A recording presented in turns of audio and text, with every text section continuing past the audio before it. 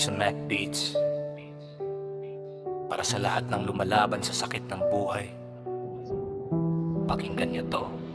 Madilim ang gabi pero gising pa rin ako. Dala ang mga sugat na walang nakakakita rito. Maraming luha ang tumulo sa aking mata, pero pinipilit ko pa rin umiti kahit mahirap na. Maraming beses kong tinanong ang sarili ko, bakit ba ganito ang takbo ng buhay ko? Pero sa bawat unos na dumadaan sa landas, may bagong pag-asa ring unti-unting namumula.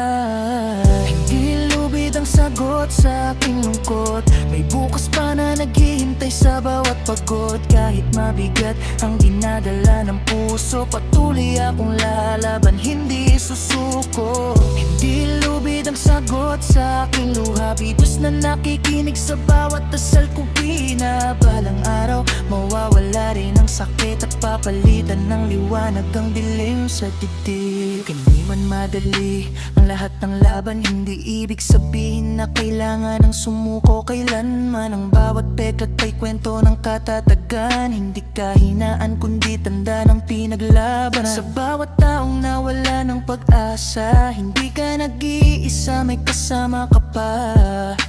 Humawak ka lang, may dahilan ng buhay. Darating din ang araw na muli kang sasabay. Hindi lubid ang sagot sa aking lungkot, may bukas pa na naghihintay sa bawat pagod. Kahit mabigat ang dinadala ng puso, patuloy akong lalaban, hindi susuko. Hindi lubid ang sagot sa aking luha, may Diyos na nakikinig sa bawat dasal ko tuwi na balang araw. Mawawala rin ang sakit at papalitan ng liwanag ang dilim sa dibdib. Sa lahat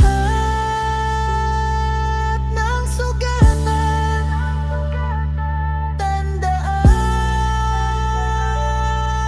mo, hindi lubid ang sagot sa lungkot. Ang sagot ay ang patuloy na pagbangon at pag-asa.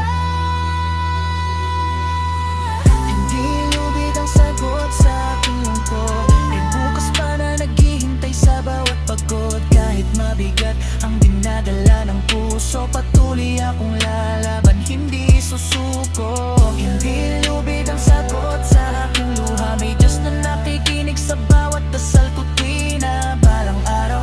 Mawawala rin ang sakit at papalitan ng liwanag ang dilim sa dibdib.